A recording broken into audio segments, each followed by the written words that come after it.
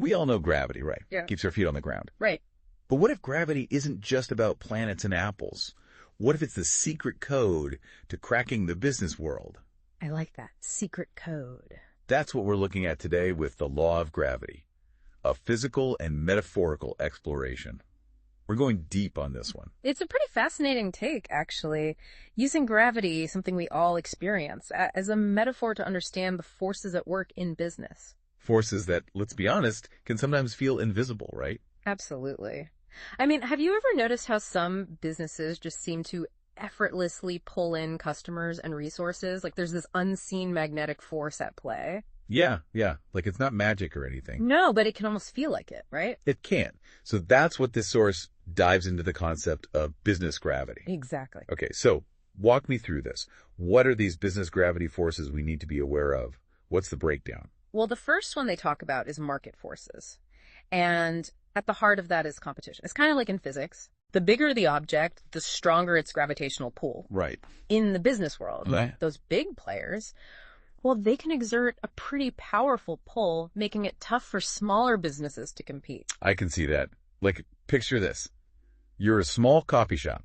Okay. You're just starting out, and boom, right next door, a Starbucks. Oh, yeah. You're definitely going to feel that gravitational pull. Right. So in that scenario, what's a small business to do? I mean, are they just stuck in that Starbucks orbit? Well, not necessarily. The source talks about finding your sweet spot in the market. It all comes down to customer demand. The closer you are to meeting those needs, the needs that maybe those bigger players aren't quite hitting, well, the stronger your pull is going to be. Oh, I see.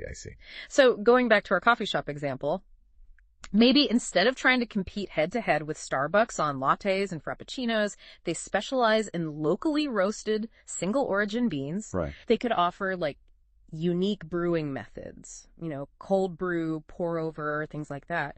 Or they could focus on creating a real community vibe, something Starbucks doesn't really do. Okay. It's about finding your niche and catering to a specific audience, creating your own gravitational pull. Right. So you're kind of like creating your own little solar system, your own set of customers orbiting around you. That's a great way to put it. Okay, that's market forces, and we touched on customer demand. What are some of the other business gravity forces out there? Okay, well, there are also industry forces, and those include things like regulations and technology. Ah, yes, regulations. Always fun. Right, but think about it. Regulations are kind of like the fixed laws of physics in the business world. You can't ignore them. Definitely not. You got to work within those boundaries. For sure. But then you have technology. And tech is more like finding a new way to use gravity to your advantage. Ooh, interesting. Like, think about all those online businesses that have popped up. They're using the internet to reach customers all over the world.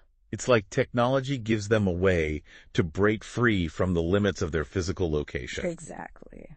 And, of course, we can't forget about the financial forces. Those are some of the most powerful forces at play in the business world. Yeah, for sure. Right. Talking about things like investment capital. Investment capital, yeah. Overall economic climate. Exactly. And those things, they can really make or break a business, no question about it. Book time. So we've got market forces, customer demand, industry forces. Yes. Anything else? Well, we've touched on financial forces, and that brings us to investors.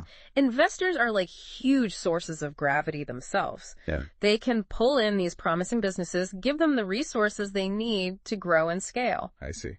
But they can also exert a pull in the opposite direction, especially if the economic conditions take a downturn. Yeah. So being able to anticipate those shifts in the market, predict trends, adjust your strategy, it's essential if you want to survive, let alone thrive. So if I'm hearing you right, navigating the business world, it's not just about having a great idea. Yeah. It's about understanding all these invisible forces, these business gravity forces that can either pull you forward or hold you back.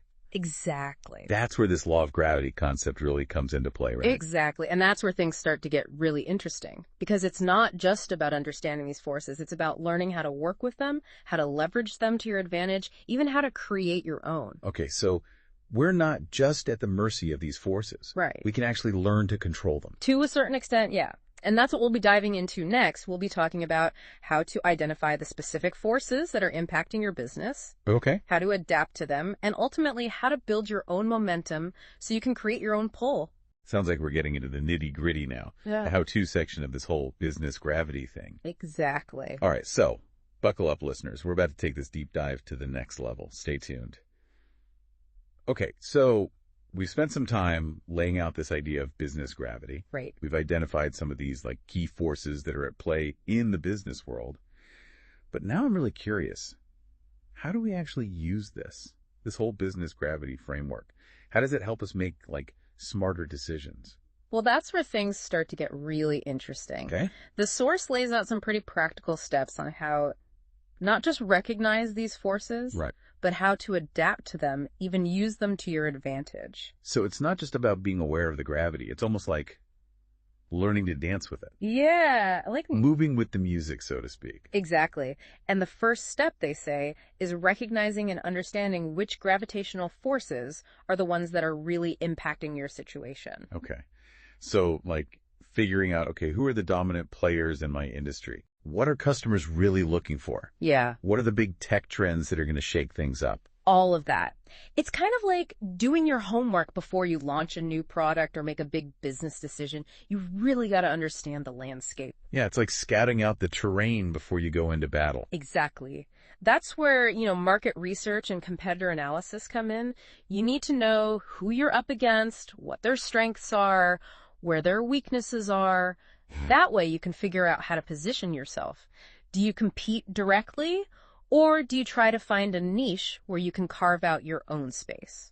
So you're saying this whole law of gravity framework, it's not just about gut feelings. No, It's about like being strategic and really analyzing the situation. absolutely. It's about understanding those forces and then making calculated decisions. Okay, so let's like put this into practice. Let's go back to that coffee shop owner we were talking about before. Okay, yeah. They're trying to make it, but there's a Starbucks right next door. How did they use this knowledge? How did they use this understanding of business gravity to their advantage? Well, one thing they could do is really lean into something that Starbucks doesn't offer. Maybe that's a specific type of coffee bean, like they specialize in, Ethiopian Yirgacheffe beans. Or maybe they really focus on a brewing method that Starbucks doesn't do, like really high-end pour-over coffee. I see what you're saying. Or maybe they create this like super welcoming community space, host events, partner with local artists, things like that. So they're giving people a reason to choose them, even though that big Starbucks gravity is right there. Exactly. It's about creating your own pull, your own unique gravitational force. Right, right. And that brings us to, I think, another really important point the source makes. Building momentum. Yes. But how do you do that? How do you build momentum when it feels like you're constantly being pulled in different directions by all these business gravity forces? Well, the source talks about focusing on the things that you can control. So, your brand, Okay. the product or service that you offer, Mm-hmm. the customer experience. These are the things that create your gravitational signature, the thing that sets you apart. So it's like you really got to hone your craft, deliver amazing value, and make sure people keep coming back for more. Exactly. That's a big part of it. But it also means being smart about how you market yourself. How do you build those relationships with customers and partners? How do you consistently deliver on your promises? The better you do those things, the stronger your pull is going to become. It's like a snowball effect, right? You build a little bit of momentum, and that attracts more customers, which creates more momentum, and so on. Exactly. It's this positive feedback loop that can really propel your business forward. But here's the thing. You got to remember that the business world is never static. Oh, yeah, for sure. It's constantly changing. New technologies pop up. Consumer tastes change. Mm-hmm. The economy has its ups and downs. It's like you finally get a handle on these gravitational forces, Yeah, and then boom, everything shifts. exactly. So being able to anticipate those shifts, being willing to adapt, that's really key for long-term success. So it's not just about like finding your orbit. It's about being able to adjust your course when those gravitational fields change. Exactly. And that brings us to one of the more, I guess you could say, exciting concepts that the source talks about. Okay, I'm intrigued.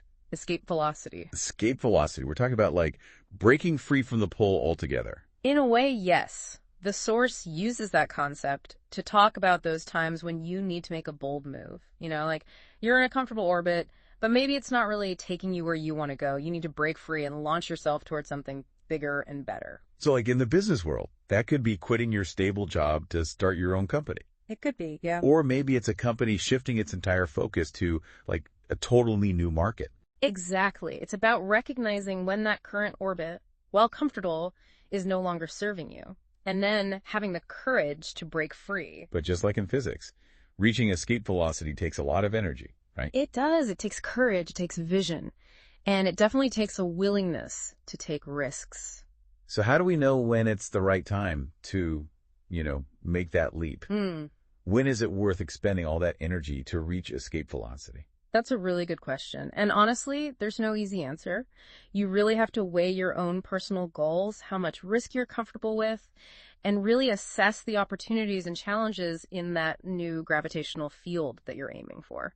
It's almost like this whole business gravity thing. It's not just about playing it safe. Right. It's also about knowing when to break the rules, defy the odds, and shoot for something extraordinary. Exactly. And this whole law of gravity idea, it's not just for founders and entrepreneurs. It's something that anyone can use no matter where they are in their career. Yeah.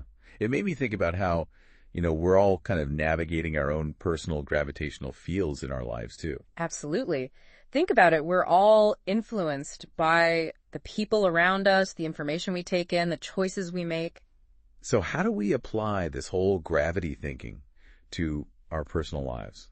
How do we make sure we're not just floating along, but consciously choosing those orbits that will get us to where we want to be? That's a great question. And it's definitely something we can delve into a little bit more. It's like we each have our own little solar systems. Yeah. Like trying to figure out the right orbits in our careers, our relationships, all of that. It's a good way to think about it. I mean, we are drawn to certain things. Right. People, activities, ideas. Those are like the gravitational centers of our lives. But if we're always being pulled in so many directions, how do we make sure we're not just drifting along?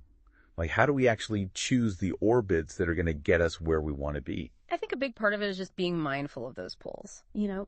Take a step back and ask yourself, okay, what are the things that give me energy? What are the things that drain my energy? Mm-hmm. What are the ideas and information that are shaping how I see the world? It's almost like you're taking stock. Right. Like, okay, what's in my personal solar system? Yeah.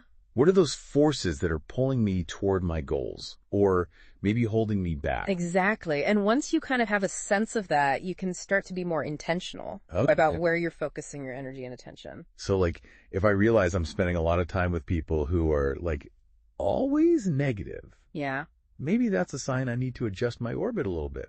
It could be. Find some people who are a bit more, supportive and uplifting. That's a good example. And it's not always easy to break free from those pulls, Right. especially if it's something, familiar or comfortable.